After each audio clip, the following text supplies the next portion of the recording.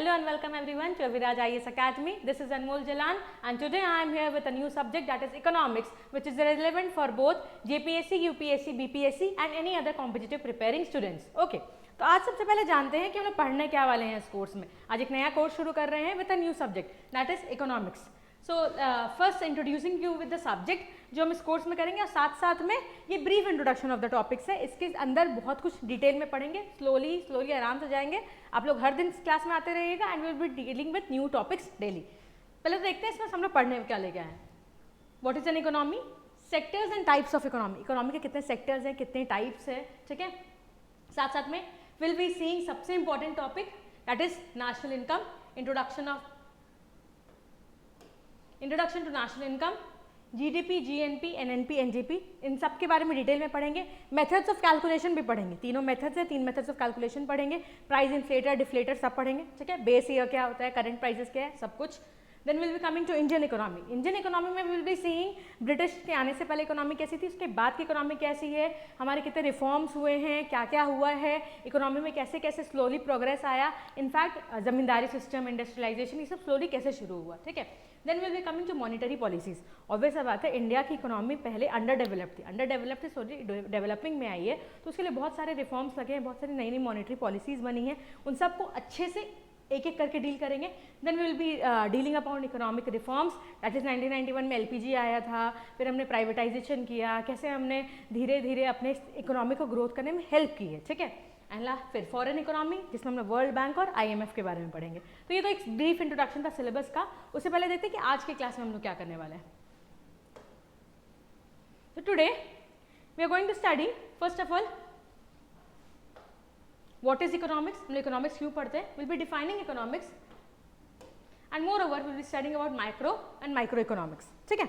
आइए देखते हैं। पहले तो मुझे ये बताइए इकोनॉमिक्स है क्या, and why do we study economics. Why do we study economics? Because economics is study of what? Economy, correct? Basically it is a subject. Study of economy is called as economics. अब ये economy क्या है उसे हमें पहले तो detail में समझना पड़ेगा, उसके बाद ही हम जान पाएंगे कि आखिर इकोनॉमिक्स में हम लोग पढ़ते क्या हैं, correct. Economy is a system जहाँ पर गुड्स का प्रोडक्शन होता है, कंजम्पशन होता है, डिस्ट्रीब्यूशन होता है अमंग पीपल, ठीक है, जिसमें एक मैनेज्ड वे में सेक्टर्स हैं डिफरेंट जो अलग अलग रोल प्ले कर रहे हैं हमारे देश को चलाने के लिए। वेरी सिंपल है ना। तो आइए और डिटेल में देखते हैं इसको। So economy is a system of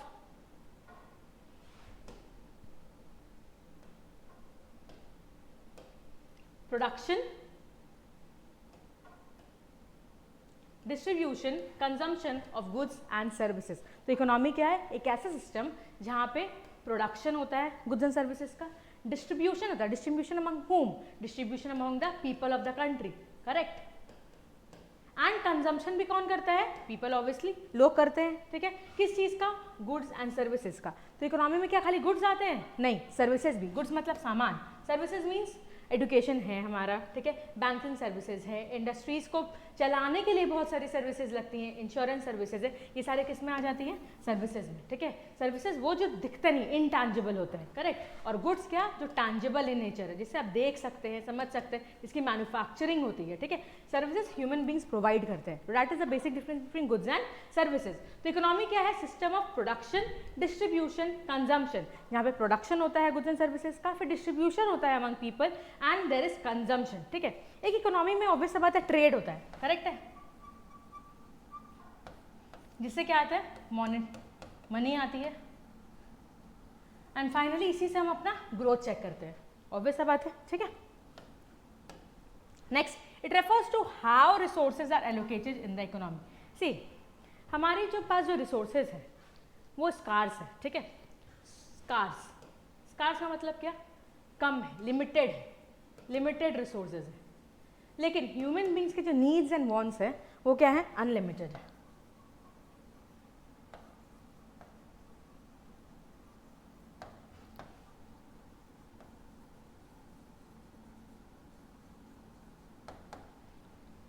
मतलब अगर मेरे पास इतना सा सामान है और मुझे इसे पूरे घर के लिए खाना बनाना, तो मुझे, या मेरे पास 1 ग्लास दूध है, अब मुझे चेक करना होगा कि मुझे इसे चाय बनाना है, मुझे इसे कॉफ़ी बनानी है, मुझे इसे किसी बच्चे को पीने देना है, या मुझे इसे घर के किसी और काम में लगाना है, ठीक है। तो क्यों? क्योंकि रिसोर्स क्या है मेरे पास लिमिटेड, और उसका यूज़ क्या है बहुत ज़्यादा है, मल्टीपल यूज़ है, ठीक है।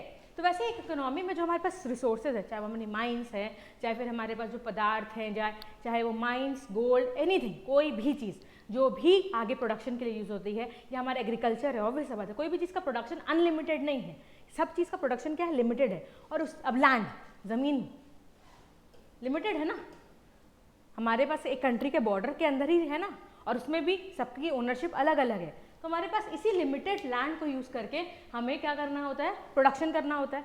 So how we are going to decide कि किस काम के लिए कितना हमें रिसोर्स यूज़ करना है, and that is what we study in economics, कि हम लोग जो रिसोर्सेज हैं, ये जो रिसोर्सेज उसको कैसे एलोकेट करेंगे, मतलब किसके पास कितना बांटेंगे, so that the economy can run properly and smoothly. Okay, next topic, it shows how wealth is created in economy. अब मैंने सबसे पहले यही कहा था, इकोनॉमी का मतलब ही क्यों हम लोग चला ही क्यों रहे, वेल्थ जनरेशन के लिए। सब चीज़ का रिलेशन लास्ट में किससे आता है, पैसा से, money. What is important is money. तो हम इकोनॉमिक्स में वही था कि how wealth is created in an economy, sorry, कि इकोनॉमी में पैसा जनरेट कैसे होता है, आखिर पैसा आता कहाँ से, ठीक है। तो ये ऑब्वियस सा पता है, ट्रेड से आता है, बिजनेस से आता है, ऑक्यूपेशन से आता है, प्रोफेशन से आता है, लोग कमाते हैं, करेक्ट। सेल एंड परचेज से होता है, जिसके लिए main production, distribution and consumption की रिक्वायरमेंट होती है, करेक्ट है। Next, it encompasses all the economic activities including trade, employment etcetera. एक इकोनॉमी को चलाने के लिए हमें ऑब्वियस सा बात है ट्रेड करना होता है, trade in sense sale and purchase of goods within the boundaries, outside the boundary of the country, correct है। फॉरेन एक्सपोर्ट, इंपोर्ट सब करते हैं हम लोग। साथ साथ में एम्प्लॉयमेंट जनरेशन, हमने क्यों प्राइवेटाइजेशन किया है, या क्यों हमने फॉरेन कंपनीज को यहाँ आने की इजाज़त दी है, FDIs क्यों हो रहे हैं। फॉरेन डायरेक्ट इन्वेस्टमेंट का बेसिक पर्पस क्या है, to generate employment in the country. Employment क्यों जरूरी है, पर कैपिटा इनकम बढ़ाने के लिए। ऑब्वियसली अगर हर एक इंसान कमाएगा नहीं, हर एक इंसान अर्न नहीं करेगा, तो वो क्या करेगा इस कंट्री में। You need employment to obviously survive a living. एक इकोनॉमी को चलाने के लिए वहाँ के लोगों का कमाना बहुत ज़रूरी है। Okay, next, so the study of economics is known as economics. तो इसी इकोनॉमीज़ की जब हम लोग पढ़ाई करते हैं, जब इन सारे चीज़ों को देखते हैं कि प्रोडक्शन, कंजम्पशन, डिस्ट्रीब्यूशन कैसे होगा, रिसोर्सेज कैसे एलोकेट किए जाएंगे, कैसे वेल्थ का जनरेशन होगा इकोनॉमी में, और साथ साथ में कैसे ही ट्रेड जनरेट होगा, कैसे ही हम लोग एम्प्लॉयमेंट आएगा, एजुकेशन कैसे प्रोवाइड करेंगे, एवरीथिंग, इन सब का एक इंफ्रास्ट्रक्चर का जब हम लोग पढ़ते हैं, that is called as economics. So economics is basically the study of economy. Okay, I hope, am I clear? Now coming to next. Next, let us study about micro and macroeconomics. See, economics के दो branches हैं, micro और macro. Micro means small, macro means large। Micro का मतलब ही क्या होता है, small या छोटा। मैक्रो का मतलब ही क्या होता है, लार्ज या बड़ा, ठीक है। तो माइक्रो में हम लोग फिर क्या पढ़ते हैं, माइक्रो में we study about individuals in an economy. हम लोग कंज्यूमर्स के बारे में पढ़ते हैं, सिंगल फर्म्स के बारे में पढ़ते हैं, डिमांड सप्लाई के बारे में पढ़ते हैं, and that is all related to micro economics. But when we study the nation as a whole, जब हम लोग GDP के बारे में बात करें, GNP के बारे में बात करें, ओवरऑल नेशनल ग्रोथ के बारे में बात करें, सिंगल डिमांड के बारे में बात करेंगे तो माइक्रो, लेकिन एग्रीगेट डिमांड के बारे में बात करेंगे तो macro. So what is micro and what is macro? Micro is study of economics as an individual, लेकिन ये मैक्रो क्या है, when we are studying about the whole. ये सपोज कीजिए एक जंगल है, अगर एक फॉरेस्ट है, so when you are studying about the whole forest, and that is what, that is macro. But when you are studying about a single tree, that is micro, ठीक है। तो मैक्रो और माइक्रो क्या होता है, मतलब पूरे इंडस्ट्री, पूरे ऑल ओवर इंडिया में कितनी इंडस्ट्रीज है उसके बारे में बात करें, when we are studying about macro. But when we are studying about a particular industry, its production, its consumption, its requirement, cost, everything, तब वो क्या हो जाता है, micro. Am I clear? Micro और मैक्रो इकोनॉमिक्स का बेसिक डिफरेंस क्या है? So micro meaning small, macro meaning large. सबसे इंपॉर्टेंट टॉपिक यही याद रखिएगा। माइक्रो के अंदर हम लोग क्या पढ़ते हैं, demand, supply of individual firms and units, ठीक है, इन डिफरेंस का बजट। बट मैक्रो में हम लोग क्या है, यहाँ पे हम लोग बजट पढ़ते हैं एक सिंगल कंज्यूमर का, बट यहाँ मैक्रो में हम लोग जब ऑल ओवर कंट्री नेशन का बजट पढ़ते हैं, जीडीपी के बारे में पढ़ते हैं, ठीक है, बैंकिंग सिस्टम के बारे में पढ़ते हैं, then it is all about macro economics. Am I clear? Moving on to next,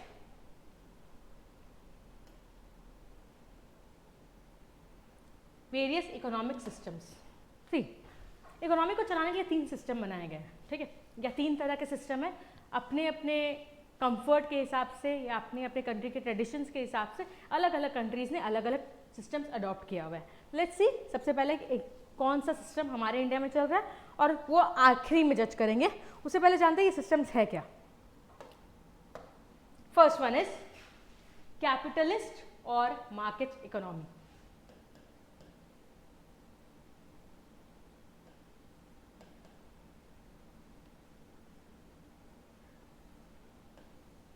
Market economy is basically dealt with demand and supply. जब डिमांड एंड सप्लाई के मैकेनिज्म पे हमारा इकोनॉमी चलता है तो वो क्या हो जाता है, मार्केट इकोनॉमी। यहाँ पर प्राइवेट ओनर्स होते हैं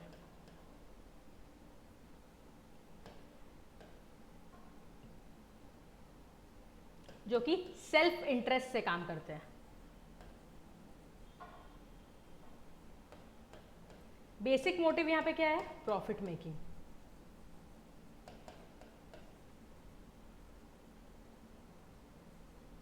ठीक है, तो मार्केट इकोनॉमी क्या है, जहाँ डिमांड एंड सप्लाई के फोर्सेस से काम होता है, जहाँ प्राइवेट ओनर्स होते हैं, जहाँ सेल्फ इंटरेस्ट जनरेशन होता है and profit making is the main motto. ठीक है, सबसे इंपॉर्टेंट क्या है, यहाँ पे एडम स्मिथ ने कहा था इस फोर्स को इनविजिबल हैंड्स, जो इस इकोनॉमी को चला रहे हैं, जो दिखते नहीं हैं but these are called invisible hands. Invisible hand का मतलब ही क्या हो गया कि इकोनॉमी हमारी किसकी वजह से चल रही है, डिमांड एंड सप्लाई के फोर्स से चल रही है, या क्या आप किसे कह सकते हैं, प्रॉफिट मेकिंग हमारा बेसिक मोटो है। यहाँ पे सोशल डेवलपमेंट नहीं देखा जाता है, ठीक है, यहाँ पे लोग किसी सोसाइटी का डेवलपमेंट अच्छे कामों के लिए या गरीबी हटाने के लिए या फिर इस तरीके का प्रोसेस नहीं है, but this is for private owners and they are working in self interest for profit motive. ठीक है, जैसे एडम स्मिथ ने क्या कहा था, इनविजिबल हैंड्स, जिसकी वजह से ये इकोनॉमी चल रही है। So market economy is basically run on the supply and demand and supply forces. Okay, it is run by private owners and it is run with self interest on a motive of profit motive. Okay, next one is non market economy.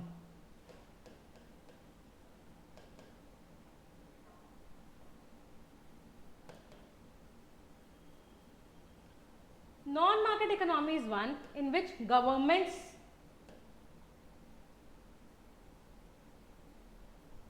owns most of the fund.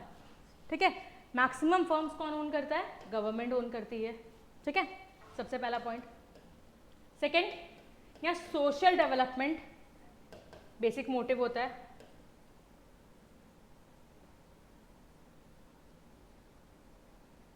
Profit motive यहाँ exist नहीं करता है।